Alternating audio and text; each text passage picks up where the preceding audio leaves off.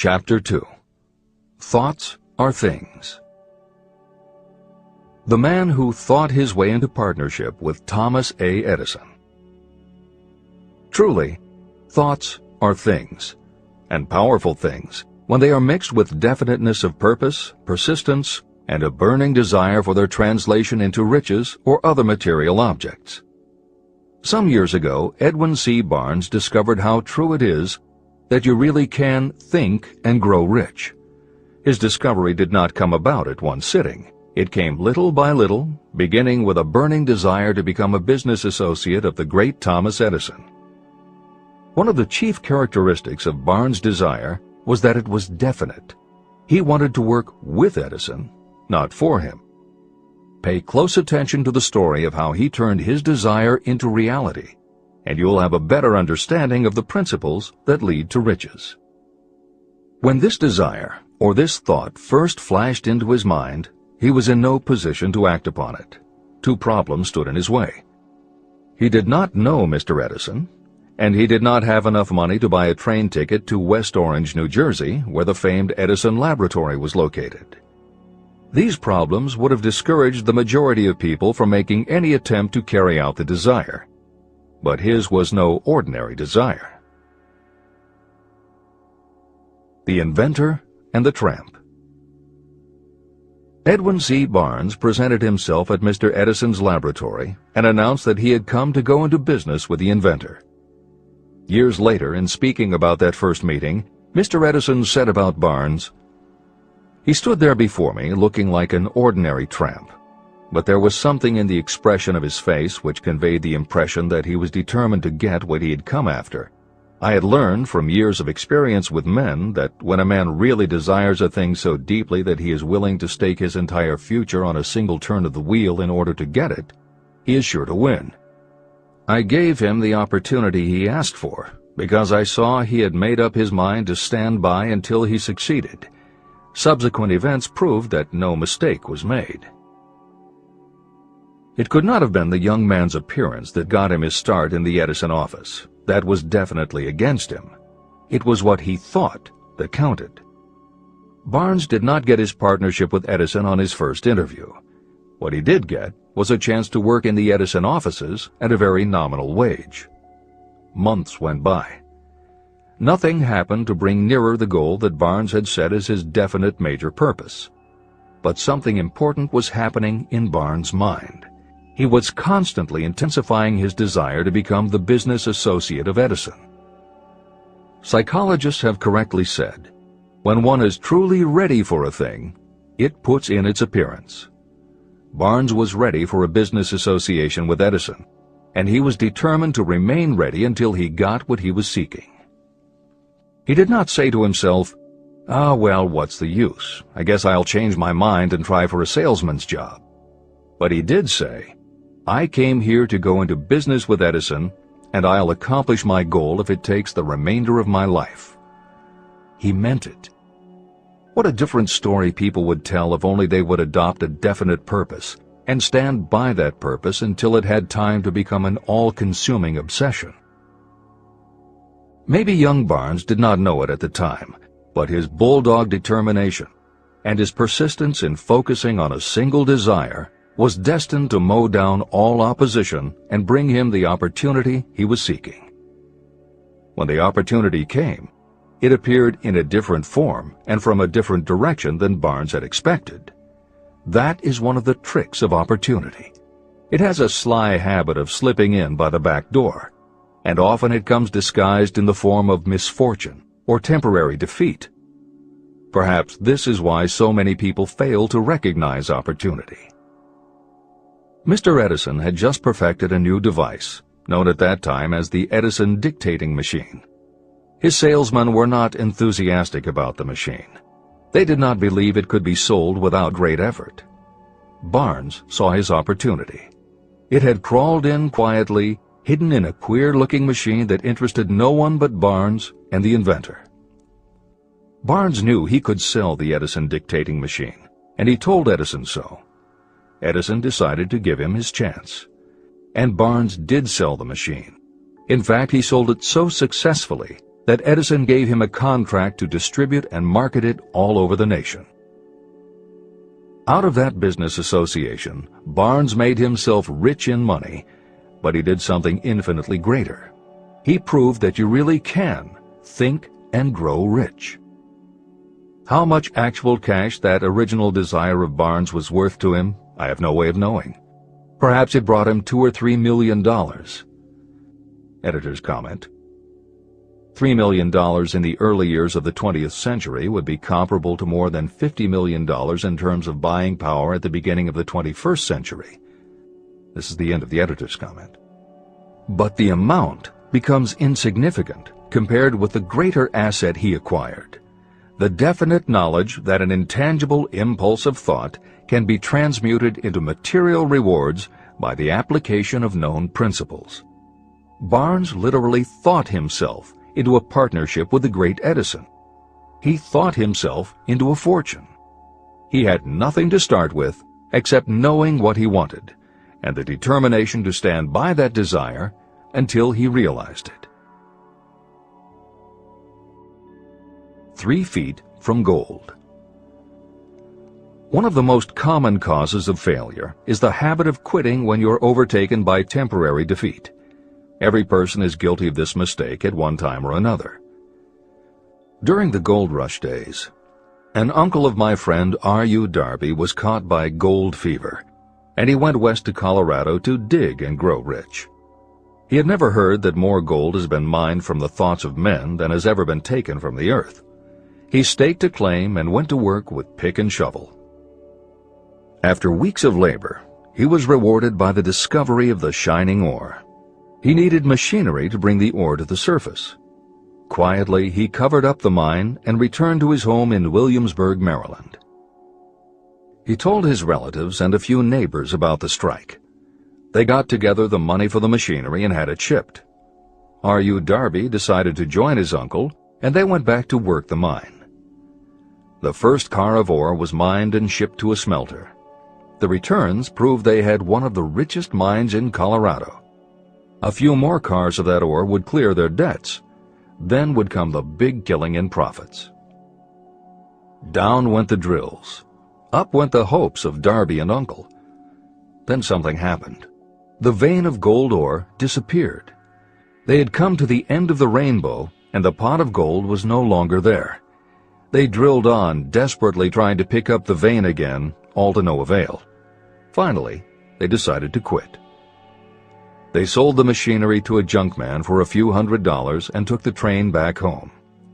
The junkman called in a mining engineer to look at the mine and do a little calculating. The engineer advised that the project had failed because the owners were not familiar with fault lines. His calculations showed that the vein would be found just 3 feet from where the Darbys had stopped drilling. And that is exactly where it was found. The junkman took millions of dollars in ore from the mine because he knew enough to seek expert counsel before giving up. Long afterward, Mr. Darby recouped his loss many times over when he made the discovery that desire can be transmuted into gold. The discovery came after he went into the business of selling life insurance. Never forgetting that he lost a huge fortune because he stopped 3 feet from gold, Darby profited by the experience in his newly chosen field.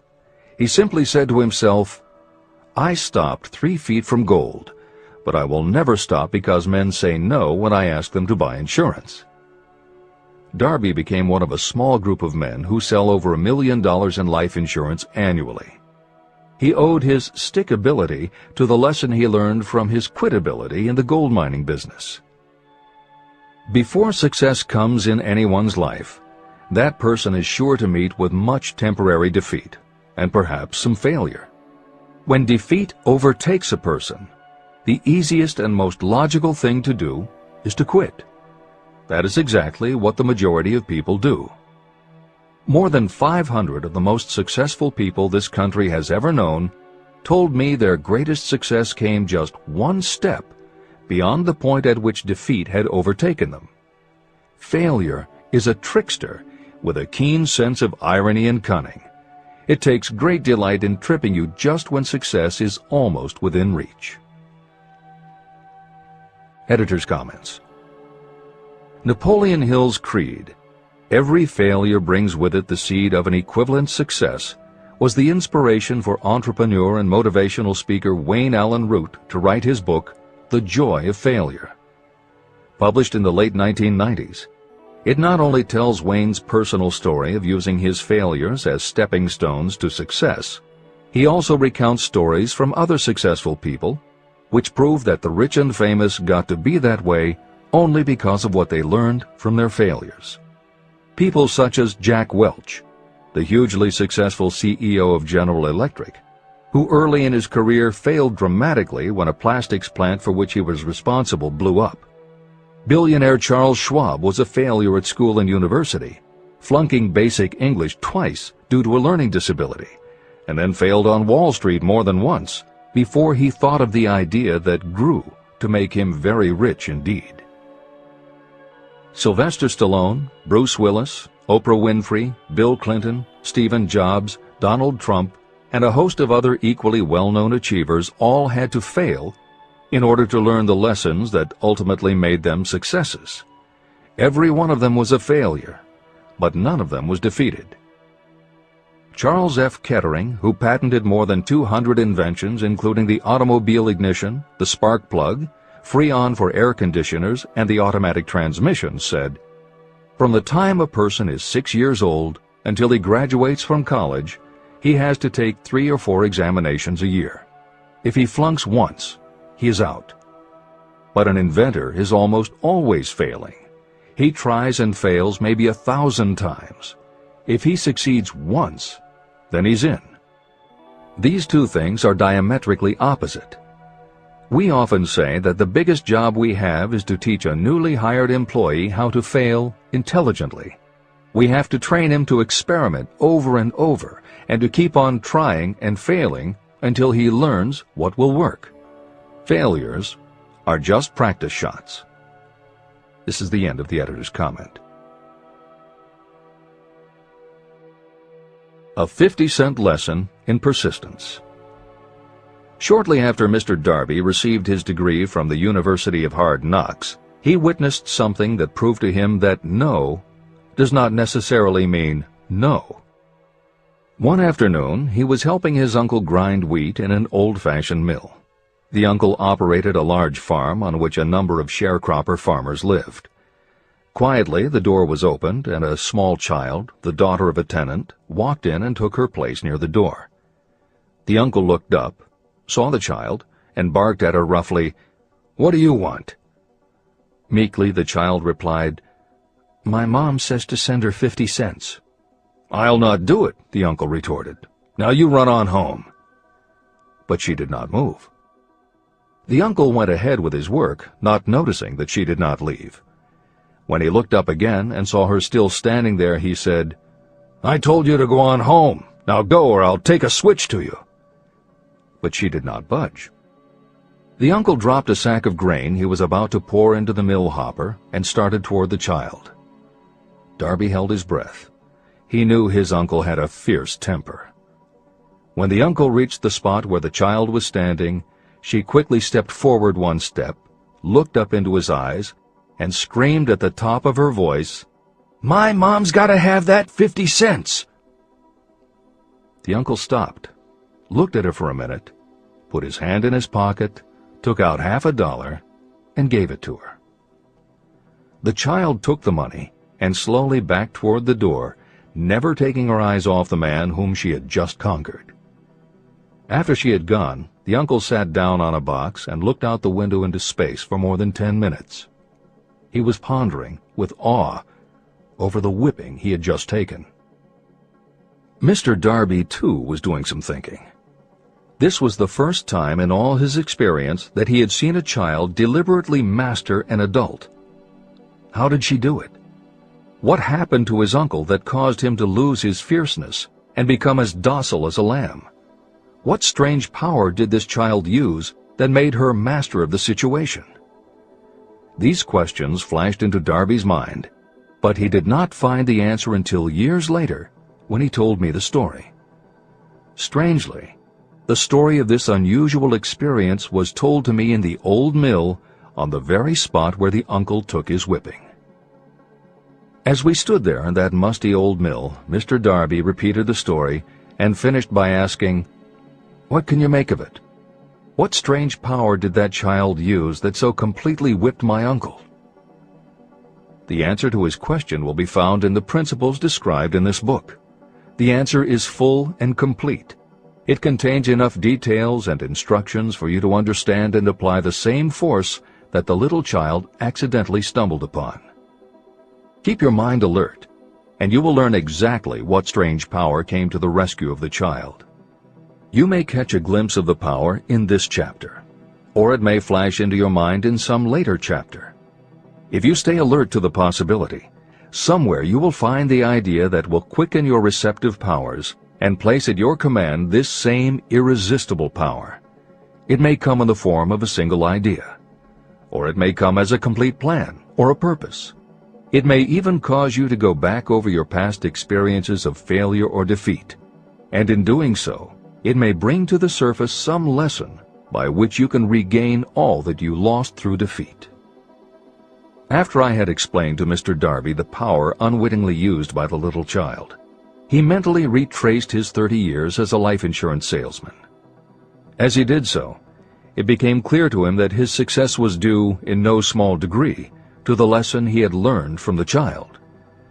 Mr. Darby pointed out, "Every time a prospect tried to bow me out without buying, I saw that child standing there in the old mill, her big eyes glaring in defiance, and I said to myself, I've got to make this sale.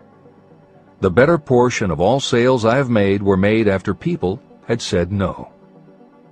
He also recalled his mistake in having stopped only 3 feet from gold. "But," he said, "that experience was a blessing in disguise. It taught me to keep on keeping on, no matter how hard the going may be. A lesson I needed to learn before I could succeed in anything." Mr. Darby's experiences were commonplace and simple enough, yet they held the answer to his destiny in life. In fact, to him the experiences were as important as life itself, and he was able to profit from these 2 important experiences because he analyzed them and found the lesson they taught. But what if you don't see the events of your life as being experiences of such profound significance? And what about the young person who doesn't yet have even minor failures to analyze? Where and how will they learn the art of converting defeats into the stepping stones to opportunity? That is exactly why this book was written, to answer those questions. To convey my answer, I have constructed 13 principles. These principles work individually or together as catalysts. The specific answer that you are looking for may already be in your own mind. Reading these principles may be the catalyst that causes your answer to suddenly come to you as an idea, a plan, or a purpose. One sound idea is all you need to achieve success. These 13 principles contain the best and most practical ways and means of creating ideas. Success consciousness. Before I go any further in the description of these principles, you should know this. When riches begin to come, they come so quickly and in such great abundance that you will wonder where they've been hiding during all those lean years. This is an astounding statement, especially when you take into consideration the popular belief that riches come only to those who work hard and long. When you begin to think and grow rich, you will observe that riches begin with a state of mind, with definiteness of purpose, with little or no hard work. What you need to know now is how to acquire the state of mind that will attract riches. I spent 25 years researching the answer to that question, because I, too, wanted to know how wealthy men become that way.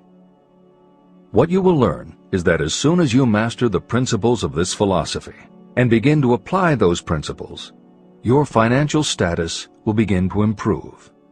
Everything you touch will begin to transmute itself into an asset for your benefit. Impossible? Not at all.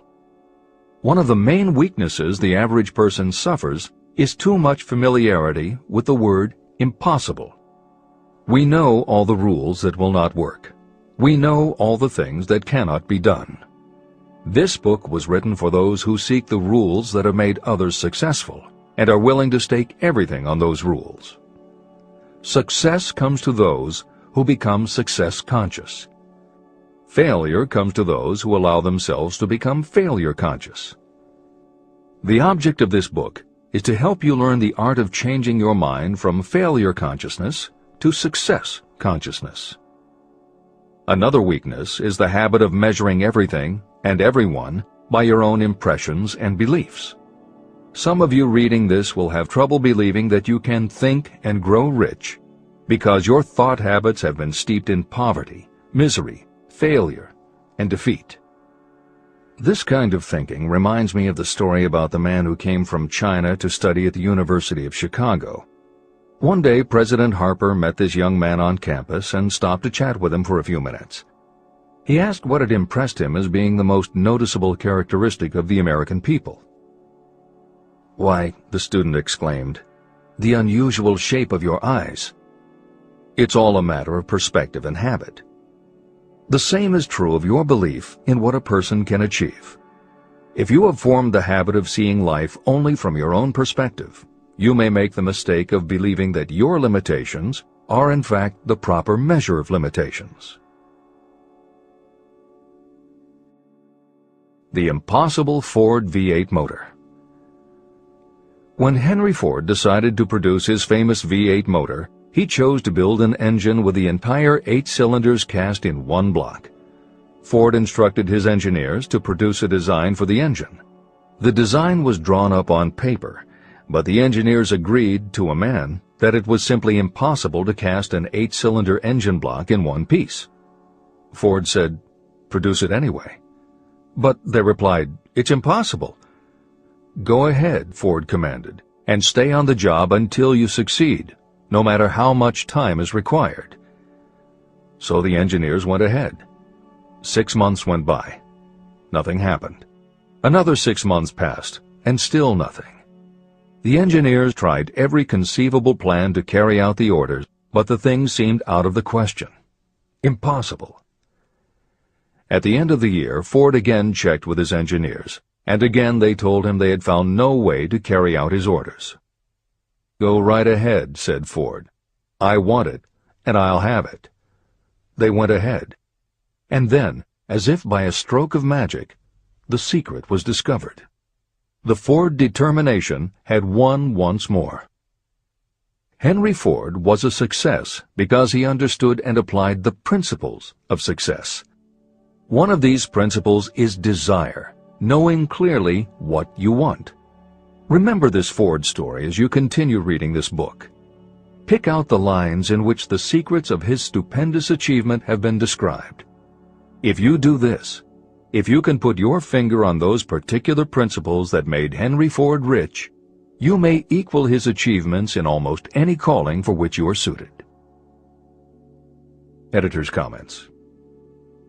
To those readers who may interpret Ford's actions as nothing more than obstinacy, the editors would point out that he was employing a technique that has become a common part of strategic planning in many industries, including aerospace, computers, medicine, and the military. When launching large, complicated, long-term projects, the planners often know that at certain points along the way they will need components that simply do not yet exist. The fact that at the beginning there is no way to get from A to B does not deter them. There are many parts of the project they can get started on now, and they just assume that by the time they get to the point where they will need a technology or a device, they will have solved the problem of making it, and they have been proven right time and again. Stated simply, the technique is to clearly know what you want to accomplish, have faith in your ability to do it, and persist until you have accomplished your goal. This is the end of the editor's comments. Why you are the master of your fate. When the famed English poet William Henley wrote the prophetic lines, "I am the master of my fate, I am the captain of my soul," he should have informed us that the reason we are the masters of our fate, the captains of our souls, is that we have the power to control our thoughts. He should have told us that it is because in some way our brains become magnetized with the dominating thoughts that we hold in our minds. And it is as though our magnetized minds attract to us the forces, the people, and the circumstances of life that are in sync with our dominating thoughts. He should have told us that before we can accumulate riches in great abundance, we must magnetize our minds with intense desire for riches. That we must become money conscious until the desire for money drives us to create definite plans for acquiring it. But being a poet, Henley contented himself by stating a great truth in poetic form, leaving those who followed him to interpret the philosophical meaning of his lines. Little by little, the truth has unfolded itself, until I have come to know with certainty that the principles described in this book hold the secret of mastery over our economic fate. Principles that can change your destiny. We are now ready to examine the first of these principles, and as we do, I ask you to maintain a spirit of open-mindedness.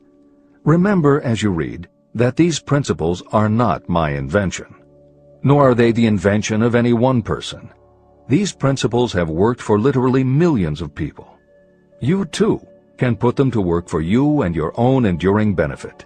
You will find it easy, not hard to do. Some years ago, I delivered the commencement address at Salem College in Salem, West Virginia. I emphasized with so much intensity the need to have a burning desire that one of the members of the graduating class became completely convinced and made it a cornerstone of his own philosophy. That young man became a congressman and an important factor in President Franklin D. Roosevelt's administration. He wrote me a letter in which he so clearly stated his opinion of the principle of desire outlined in the next chapter, that I have chosen to publish his letter as an introduction to that chapter. It gives you an idea of the rewards to come. My dear Napoleon, my service as a member of Congress having given me an insight into the problems of men and women, I am writing to offer a suggestion which may become helpful to thousands of worthy people. In 1922, you delivered the commencement address at Salem College, when I was a member of the graduating class. In that address, you planted in my mind an idea, which has been responsible for the opportunity I now have to serve the people of my state, and will be responsible, in a very large measure, for whatever success I may have in the future. I recall, as though it were yesterday, the marvelous description you gave of the method by which Henry Ford, with but little schooling, without a dollar, with no influential friends, rose to great heights. I made up my mind then, even before you had finished your speech, that I would make a place for myself, no matter how many difficulties I had to surmount. Thousands of young people will finish their schooling this year and within the next few years. Every one of them will be seeking just such a message of practical encouragement as the one I received from you. They will want to know where to turn, what to do to get started in life. You can tell them, because you have helped to solve the problems of so many, many people.